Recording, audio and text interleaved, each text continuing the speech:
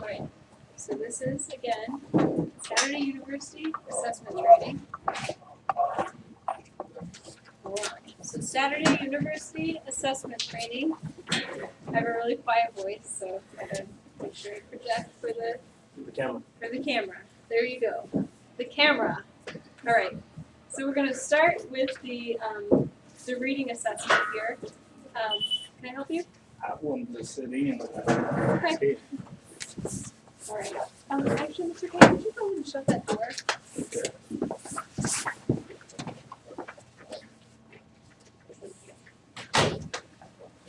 All of that will be done. I'll do my best. Okay. So we're going to start with this this portion, the reading assessment portion. And these are the directions and the examples and everything and all of the important rubrics. So this is an important document for you when you're doing the reading assessments. And I'm not going to read this out loud to you because we don't have time and because it's boring. But basically, take it home before you go to bed, read it a little bit. It's pretty good reading. But this kind of tells you the purpose of this reading assessment, and then how to do it. I think either Illumide or myself or somebody is going to actually demonstrate an assessment. It's called a 3-minute assessment, and it literally takes 3 minutes. It's really not too cumbersome. Basically, what you do is you have the student read out loud for 1 minute, and then you stop them, so you time them for 1 minute. You judge how many words they're reading per minute. You ask them to read quietly to themselves for the duration of the passage. And then finally you ask them to summarize the passage. And then you grade them on a rubric. So let me show you the example that we have of the assessment.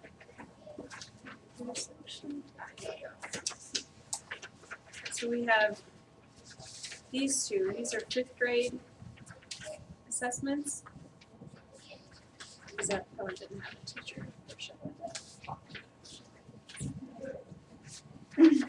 So we have the student portion, this form here, that you just give to the student, and then we have the teacher portion, and you can see that it has a little rubric down here, a little grading portion, and then it has how many words per minute they're reading. And basically, just sit the student down, explain to them. You're going to ask them to have them read out loud for 1 minute. After the minute's up, you're going to ask them to read quietly to themselves. During the portion where they're reading quietly to themselves, first of all, we want to take away, I'm sorry, I'm getting ahead of myself.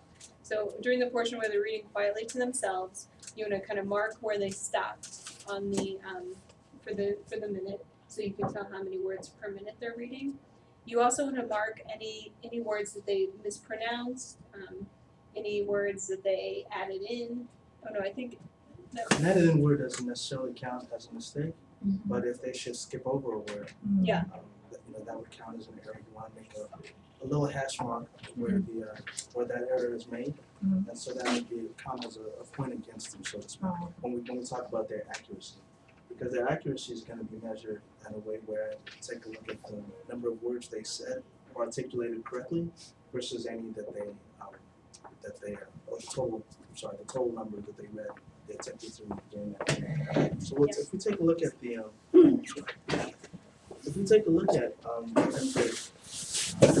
assessment, we'll see that at the end of each line you'll have a number tally. At the end of each line you'll have a number tally, and what that number states is how many words was in that sentence. In that line. In that line, I'm sorry, yes, in that line.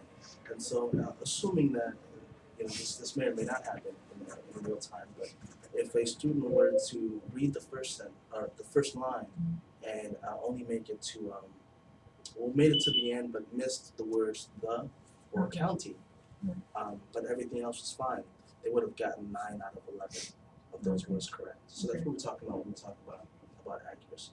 In a moment or two, Jamie and I will actually demonstrate how this will play out in real time. And so briefly, So that's kind of the basic how you administer it. On this final page of this thick packet here, I'm sorry, there's just a lot of papers here, but on this is kind of the one that you guys are going to keep and cherish.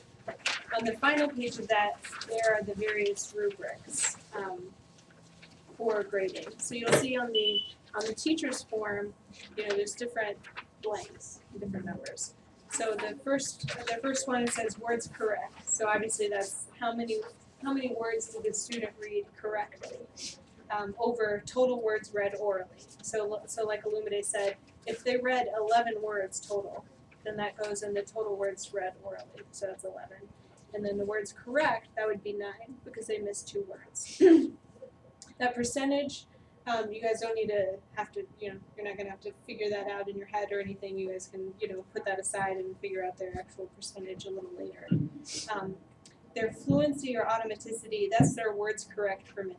So would anyone know what that would be for the example that Olumide gave? Words correct per minute. 9. 9. 9, yeah. So it'd be nine words correct per minute, so that's our fluency automaticity. So that's pretty straightforward. So it's numerical, we're judging, we're grading it. One thing that I would like to say when you're talking to the students is ask them to read comfortably. How many words comfortably can they read? Because we want to kind of get a good even judge of how they're reading. So they don't want to read too fastly or too slowly. Just tell them to read comfortably. How many words they read total comfortably. The test itself is designed to be a little bit more laid back as far as its approach to testing for reading comprehension and reading fluency. And so we want to make sure that during the time where you're setting it up, you're just asking them in a very nice, calm manner. Please take time to read this passage. And so the hope is that they will be so at ease that they will read at their natural pace, as opposed to thinking, oh my God, I'm being tested. I've got to read everything. So we want to remove that nervousness and we want to replace it with calmness and confidence. Mm-hmm. And so for the next sessions, and kind of here on this rubric to the left, and the top left here, you can kind of see where students are kind of supposed to be reading. So you can see that for a third grader, in the winter they should be hitting 70 to 120 words per minute. And so that just gives you an idea about where they stand. So, books, the Black Child Journal. Okay. Take a, Right. should I take it back there? I'm Please. sorry, I didn't mean to. Please, yeah. So that's that. The next one is the multi-dimensional fluency scale. So this kind of tells you how naturally they're reading. And in a given instance, it's pretty rare that a student will read within their grade level in terms of fluency, and then not score pretty high on these expression, volume, phrasing, and intonation and stuff like that. Because if they can read that many words per minute, they're pretty comfortable with phonics and things like that. However, so since we want to grade them, we've got this rubric kind of at the bottom, which explains the expression, volume, phrasing, intonation, smoothness, pace, etc. So it gives you can see that it's on a 1 to 4 scale. So 4 is the highest, 1 is the lowest. And then you don't want to give them an 8 or something because that doesn't make any sense. And then it'll tell you the difference between these things. And we're not gonna. Obviously, it's a little subjective. So, and it's designed to be a little subjective. If we wanted a standardized test, we would give them a standardized test. And so, don't stress out too much. I usually will put a 3.5 or 2. Don't be afraid of the half marks. You don't have to stick with just the 3 and the 4 if you think it adds some value there. So. We definitely want you to use your best judgment when it comes to, as Jamie said, it is pretty subjective. Your opinions will differ slightly between the administrators. However, please make sure that you go over the rubric as thoroughly as you can to get an idea of what concrete evidence you can judge a child's fluency of reading and literacy.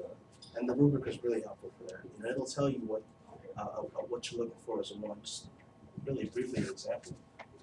You'll see that it said for a score of 1, it says reads words as if simply to get them out, little sense of trying to make text sound like natural language, tends to read in a quiet voice. And so we definitely want to be as aware as possible of these how do you say, marks, these benchmarks for each scoring.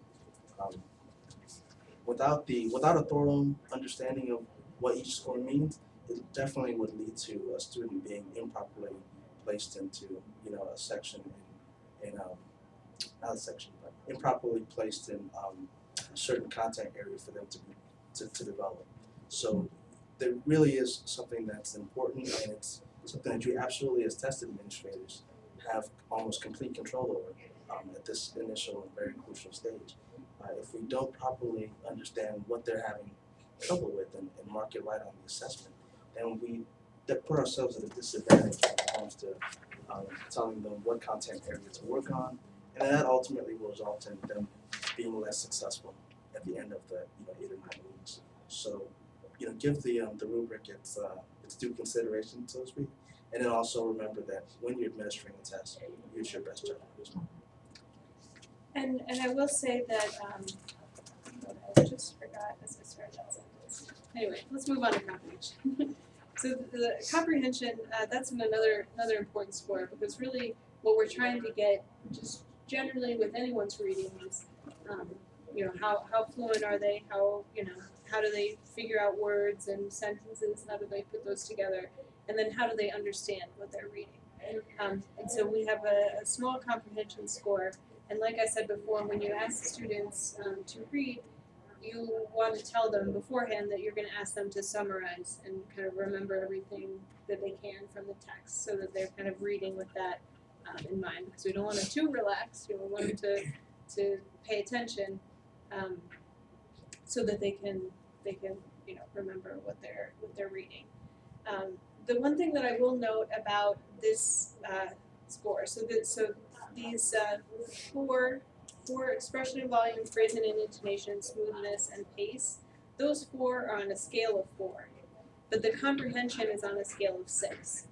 So that's the one thing that's a little different. And the one notable piece about that is that 6 sort of, you can see that it indicates that the student makes sort of a connection to his or her own life. So 5 would be kind of, they perfectly understood everything in the text. They were able to retell everything that they'd read. But the 6 is that, plus they make a connection to something else in either their own life, or they're just connected to something outside of the text, really. So that's just something to note. Again, as a limited stress, read through the comprehension rubric, and then the comments and observation piece is pretty important for you as instructors, just so when we're doing the lesson planning, we can kind of take into consideration different idiosyncrasies. For instance, one of the things that I like about this assessment is that you get an idea about how students comprehend when they're reading out loud versus when they're reading quietly. So some students they'll recite everything that they read out loud, and then they forget once it got to the point where they started reading to themselves, or vice versa. So that's an important thing to note, because then it means that they need practice either listening, comprehending with listening, or comprehending what they're reading quietly. So they might need some attention with reading quietly. And I will say on this word recognition accuracy for the decoding portion in the very top left corner, it kind of gives you a sense that if the student scores in the 92 to 98th percentile, they're at an instructional reading level, versus the 99 to 100%, they're at an independent reading level, which sort of gives you an idea as well that a student who is at a 90%, maybe they shouldn't be given a lot of time to read by themselves, they still need a lot of guidance before they're able to read by themselves without frustration, which I think all students should read by themselves, whether they can or not. But I think with the Saturday University, if we've got a group of students scoring in the 100 percentile, they can kind of be working on some independent projects, while other students might need some more guidance with their word and sentence level. Absolutely. So So as you can see, the rubric is very important. I can't emphasize enough that it should be done fairly thoroughly. And what I do, I just keep this packet with me when I'm doing the assessment. I mean, it's one thing to read it over, but it helps to kind of, have it on there. I really like how they did this one page, because you can just keep that open. And another thing to keep in mind that I remembered, the students will not see this page. So if you write something down that might offend the student or a parent or something that they might take the wrong way, don't even worry about it, because the students and the parents will get another sort of digested piece of information that just kind of tells what they need help in. So with this, and really with all the assessments, the parents aren't really going to see it. So feel free to, we just want to find out what the student needs help in. So feel free to write that. Does anyone have any questions about the reading assessment? So, well, do you want to do a test group? Yeah, I think we should do one, because we gotta get out of here by 6:30. Yes. Do you want me and you to do it? Well, unless we have volunteers. Someone want to volunteer to be a third grader? Yeah, I'll read. Okay. Do you want a grader? So then Julie is gonna read. Well, so Lumide should do the whole spiel. This is So, So, actually, everybody should be looking at this one, right? well, so Julie is looking at this one, Right, Julie, and then. and Illumide is looking at this one. right, so the rest of you just, I guess, could follow along. Yeah, because you'll be, Following along silently assessing on your own. I need to stop. what's that one?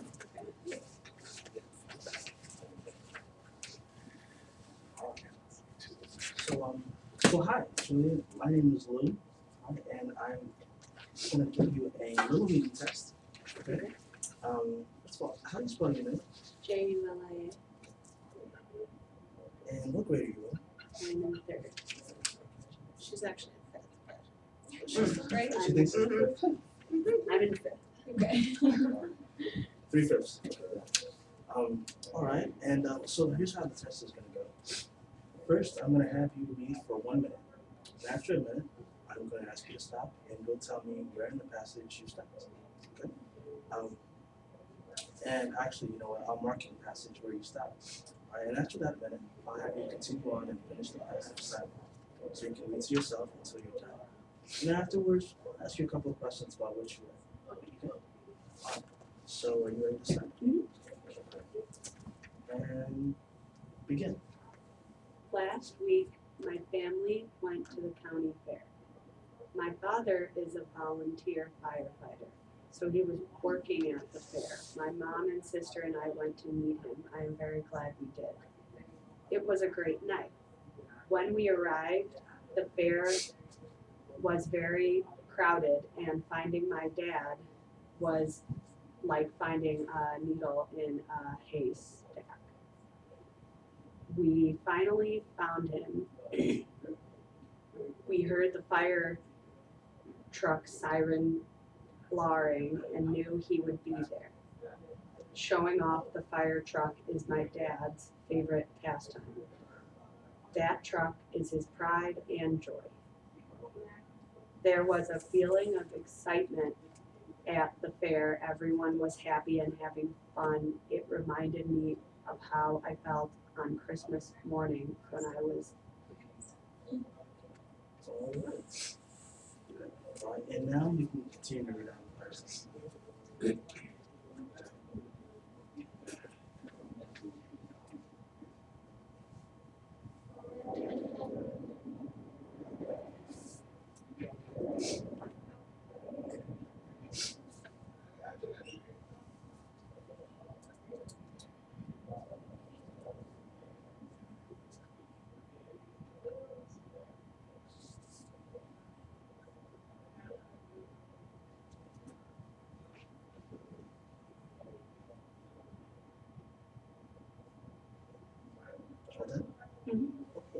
So, tell me, what was the story about?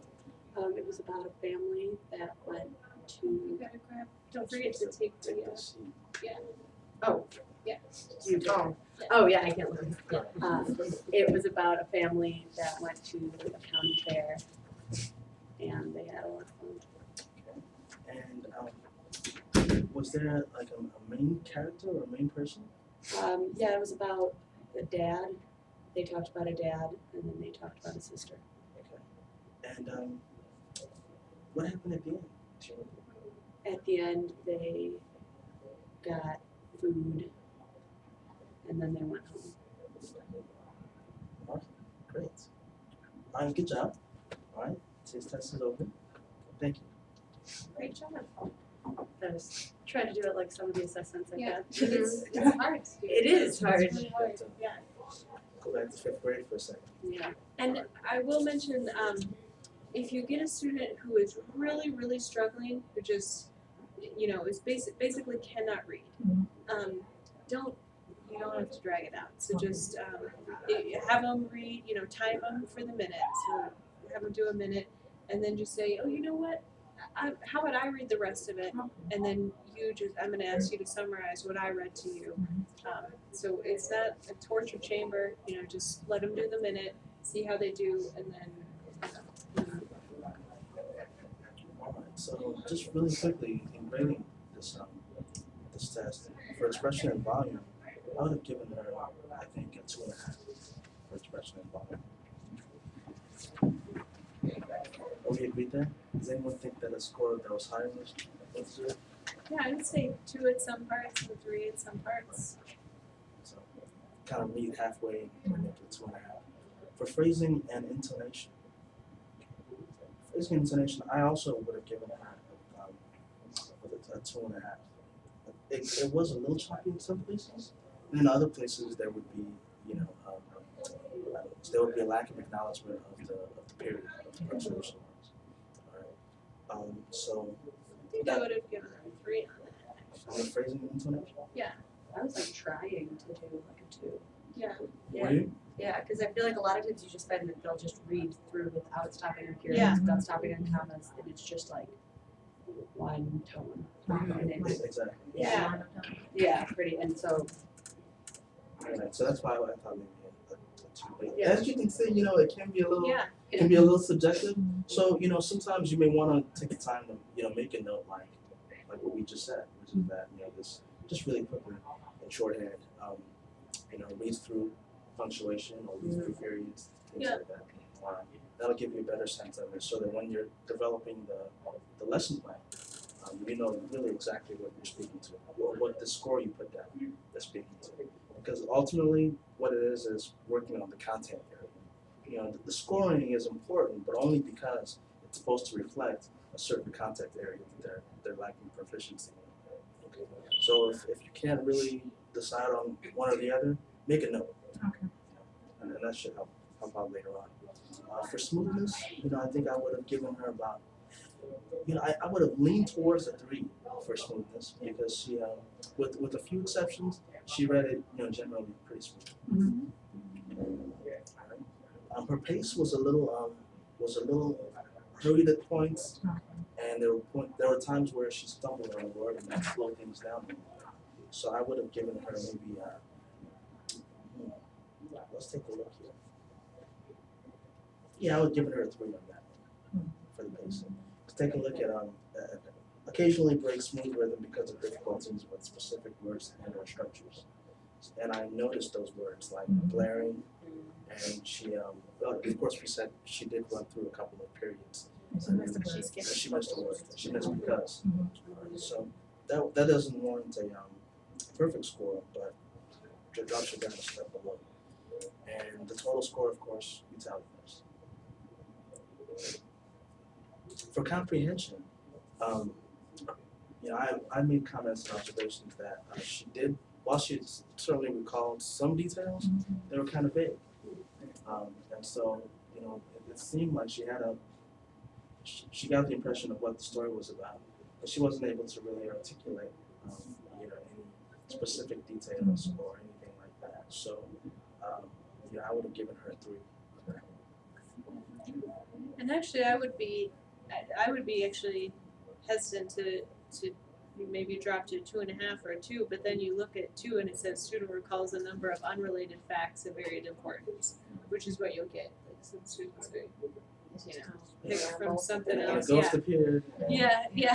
And I lost one. She lost her shoelaces and stuff like Yeah, that. and So, sorry, I just feel like usually it's, and on like the line between a 5 and a 4, it's usually a 4 because of like the in a logical order. Yeah. Because it's usually not in right order, Yeah. like, because they'll be just have read it, so they're thinking about it Yeah. from what they just read most recently, so that is like definitely something that hinders you from doing the 5.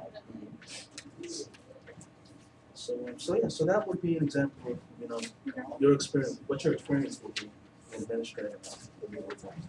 What you're expected to do. Does anybody have any questions? What was our overall score? The overall score, I'm sorry, well, I would have, for the total score, Yes. I would have tallied those, the expression, volume, phrasing, and intonation, and smoothness. 16. And so 3, 6, 5, Oh no. or 11 rather. Yeah. 11. We did the overall score. And we gave her, like you said, for comprehension, we gave her a 3. Okay? Now I'm sorry, we didn't go over words correct, total words correct, orally and fluency, automaticity, real quick. How many words did you guys number correct? Did we pass? I'm gonna accept one. Yeah. That she missed Yeah. at least 22. She gave gave it it to 131. Yes, She she got to 126, right? Yes, But she got 2 wrong. but she Yeah. got 2 wrong, Wow. right? So she got to 126. At the end of that sentence that she stopped at would be the 131st word. So counting back from there, you would say 131, 30, 29, 28, 26, I'm sorry, 27, and 26. She stopped at was. Right? So that was, What was the second one she missed? she omitted because. And then She I said- said, and then I said Blair. So that counts as an error. Blaring. And then Oh, she yeah, said- Blaring. Yeah. Right? But then if they go back and correct themselves, you don't count that as a misprint. That's correct. Yeah. So, So if they They'll correct stay it, on it for a second and then they get it. then that's fine. So be 124 out of 126. And like Jamie said, you can figure the percentages out later, but just make sure that those numbers are accurate. When you know them. Okay. One of the things that I noticed when we first addressed her was that, we didn't make her attack. I generally don't use that. Yeah. The testing, letting them know that I'm going to determine them. I'm just turning them on my own, and I'll say, okay, wait a minute, I'll stop. Because they freak out, and you tell them testing, and then, first of all, it's a test, oh my God, it's a test, that's number one. Then number two, all the time, you don't even expect any, punctuations to be acknowledged, they're just gonna try to get as many as So they you could can. say, for instance, I'd like you to read a passage for me. Mhm. Alright. Yeah, When what you- is it a test? No, it's not Yeah. a test, no. Yeah, and I would even say maybe as I think that's good to say that you're not to say you're not timing it, but to say, I'm gonna have you read out loud for a while. And then after a while, I'm gonna stop you. Right. And then, so you don't even have to say, but it does help to let them know what's gonna happen, because then they are kind of clued into it. Yeah, I bet it's the same thing with the writing assessment, just to not say it's an assessment, but just say, hey, what school do you go to, write a little bit about your school. Then they Yeah. take it so much differently than like, say I knew a kid who I told him to write about books and he loved reading, and then when I told him to write about it, he didn't want to, Yeah, because he was being graded. yeah. Okay. And That's a so good catch. let's actually move on. I'm sorry, we have 10 Okay, more minutes yeah. before the boys come in here. So let's move on to the writing assessment real quick. We have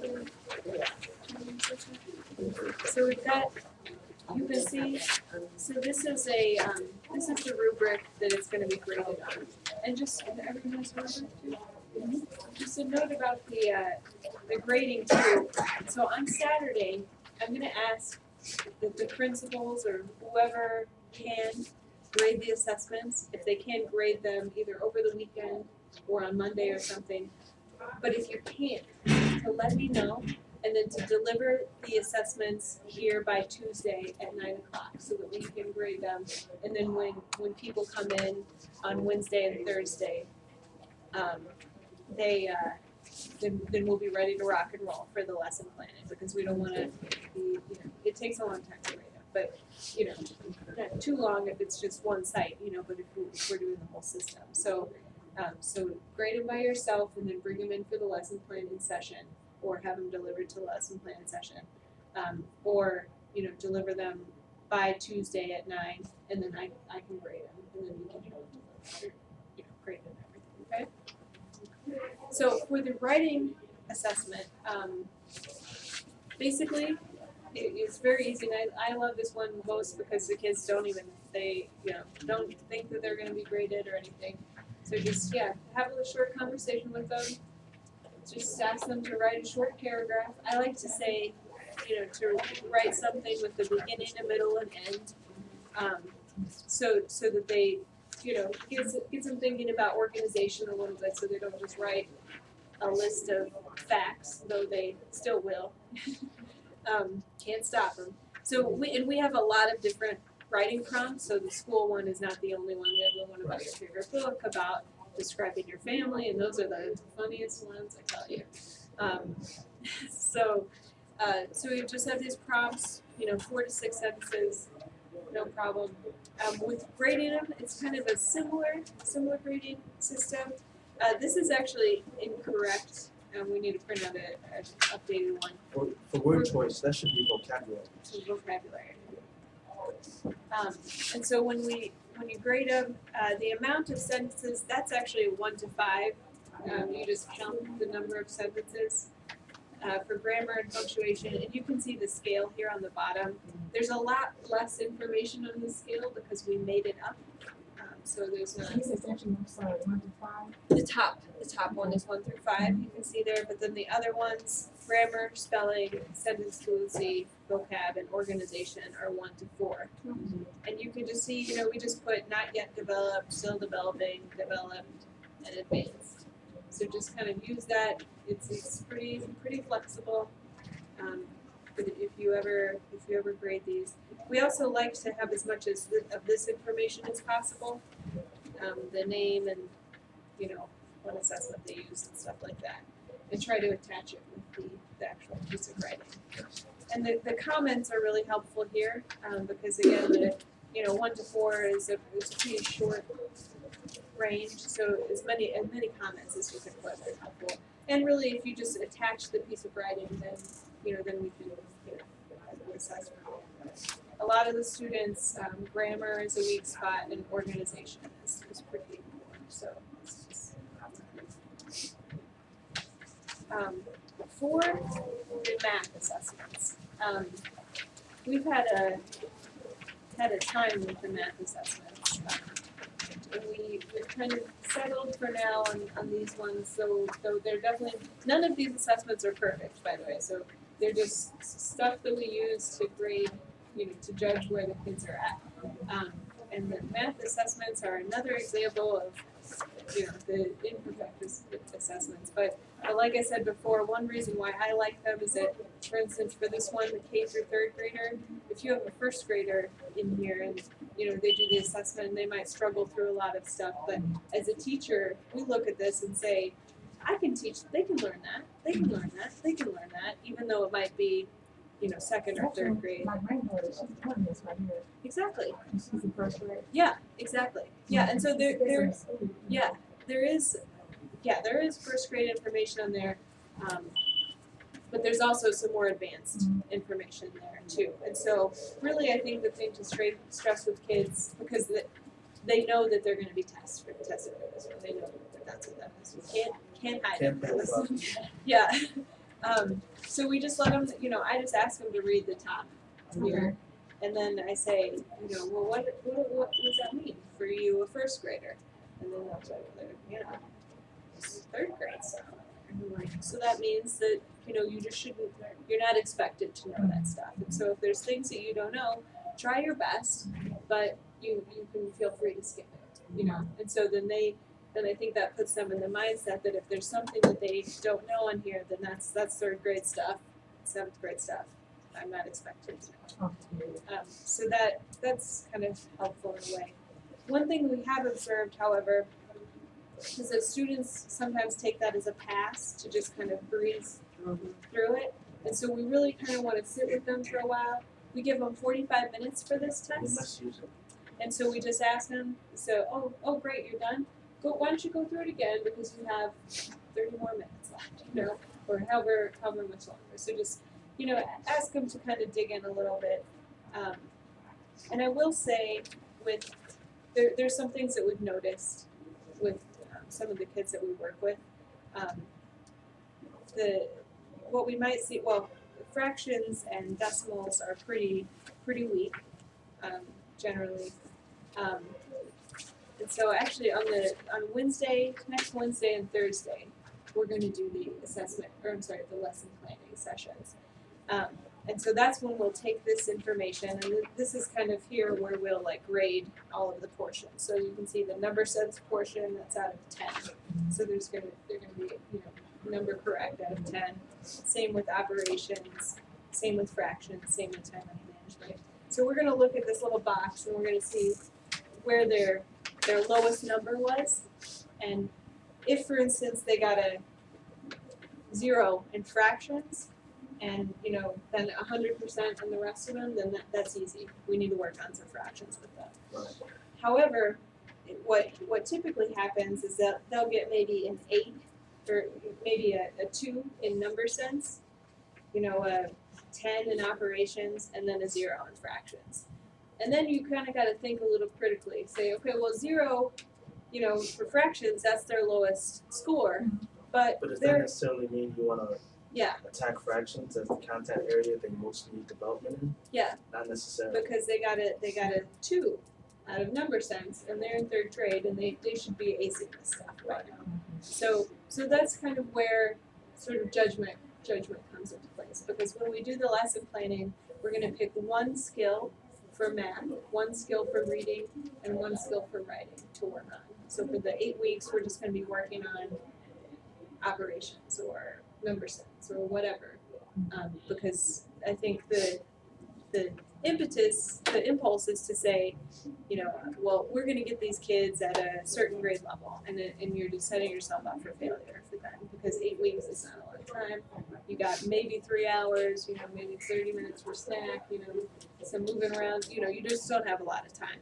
And so we find that picking one skill is really gonna help out, and just designing a lesson plan around that one skill for each term is gonna be helpful. And then the goal is that the kids stick with us over several terms, and then they kind of build up their toolbox there. And that's something I think that's agreed that we all believe will be satisfactory for everybody involved. As an instructor, you won't feel that frustration that, you know, we started at this point and now you're only gone this far. You're still lacking in all these subject areas. If you can choose one and really focus in on that particular content area, you can, you know, through your dedication as an instructor, you can really affect the change in that one particular content area at the end of 9 weeks. You really can. Which is then gonna affect these other areas as well, because if a student really grasps number sense, then they're much more likely to understand fractions or geometry. And one thing I will say, just real briefly, about the post-assessments. Currently, we have the math post-assessments look very much like this. We have, you know, similar layout, similar number of questions. What I'm planning on doing for the post-assessments is taking each of these skill bands and designing a whole test out of each of those skill bands for the post-assessment. And so that we're not testing them on geometry when we didn't teach geometry, or we're not testing it on word problems when we didn't really focus on that, so that we can get a better sample for the post-assessment to see how they really improve. Because again, with the number sense, if, you know, the average number sense score was 80, and then in the post-assessment it was an 85, that's only half a point, you know, which could just be a statistical anomaly, you know. So we're just going to draw it out and make it so it's going to look a little different, and I think the kids will feel a little more comfortable with that, because they're not being tested on things that they didn't go over in the Saturday understand. undermine your confidence in answering other questions. So are there any questions? I got a question. You said you're gonna test one thing as far as math, maybe operations or Mhm. number sense. What do you get a child? So I know this, and then you come forward, you know, and but you already had to say, this is what we're working on, this particular.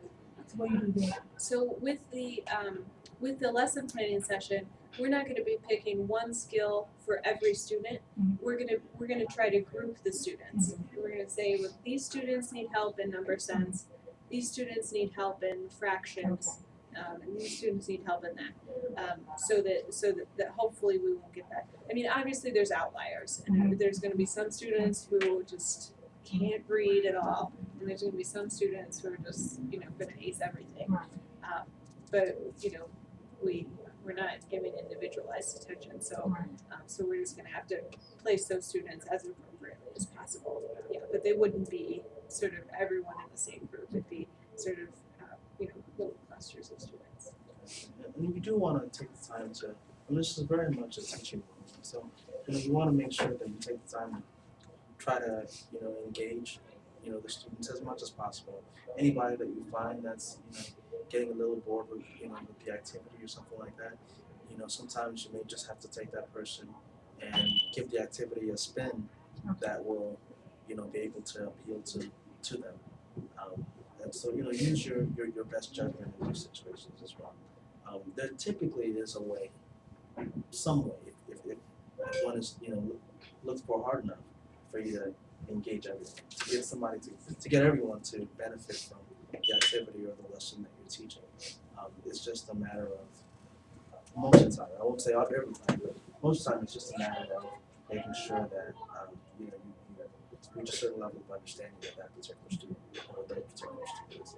So do your best to just be as attentive as you can be to each person and the behavior that they exhibit and the attitude they exhibit towards the lesson plan. We have, I'm not sure if you guys were told this, but we have a set group of, not a set group I should say, but we have a cache of activities that we draw from that are fun activities or hands-on learning activities. That's what we use to instruct math and what we use to instruct reading and writing. Hands-on activity-based learning. And so these activities are designed to be engaging for everybody that's participating. If you find that there's an activity that's not working or that doesn't manage to engage everyone, at the same time or leaves a couple of kids out, then you may want to retool, rethink, reevaluate, and see if there's something else in our roster of activities that you can choose from that the kids may benefit from. So, do your best to experiment and experiment wisely. All right, with that, it's in our wiki. Yeah, so we have a wiki page that I'll be sending some information about.